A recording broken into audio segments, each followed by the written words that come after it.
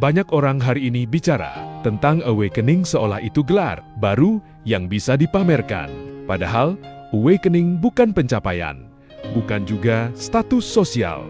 Ia tidak datang karena ikut kelas, ikut komunitas, atau hafal banyak istilah. Awakening tidak ribut, justru semakin sunyi. Semakin seseorang merasa sudah bangun, seringkali justru dia masih sibuk di kepala. Karena yang benar-benar bangun tidak merasa perlu mengumumkan kebangunannya. Salah kaprah pertama adalah mengira awakening itu pengalaman hebat yang dramatis. Melihat cahaya, mendengar bisikan, merasa spesial, lalu merasa lebih tinggi dari orang lain.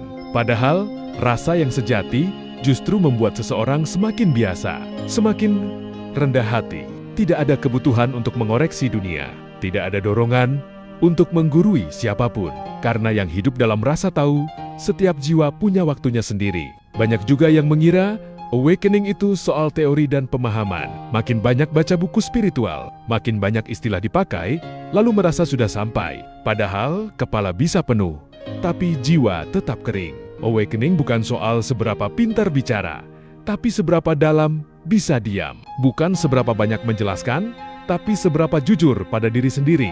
Karena rasa tidak tumbuh dari debat, tapi dari keheningan. Ada pula yang terjebak pada ego halus bernama "aku sudah sadar". Kalimat itu terdengar spiritual, tapi sering lahir dari kesombongan yang sangat lembut. Merasa lebih sadar dari orang lain adalah tanda paling jelas bahwa kesadaran itu belum matang.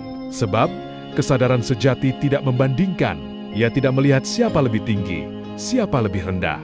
Ia hanya melihat, memahami, dan membiarkan. Awakening juga sering disalahpahami sebagai pelarian dari kehidupan. Ada yang menjauh dari dunia, tapi belum berdamai dengan dirinya sendiri. Ada yang menghindari masalah, lalu menyebutnya sebagai perjalanan batin. Padahal rasa yang hidup justru membuat kita semakin jujur menghadapi hidup. Bukan kabur, tapi hadir penuh. Bukan menghindar, tapi menerima dengan tenang. Orang yang benar-benar tersentuh awakening biasanya tidak banyak bicara tentang itu. Hidupnya pelan, sederhana, dan tidak mencolok. Cara bicaranya lembut, cara melihatnya teduh, cara hadirnya menenangkan.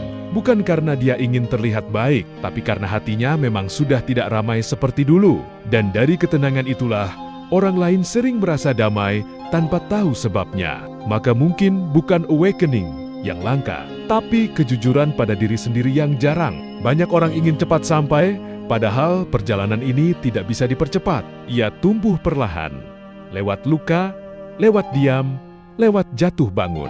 Tidak perlu dikejar,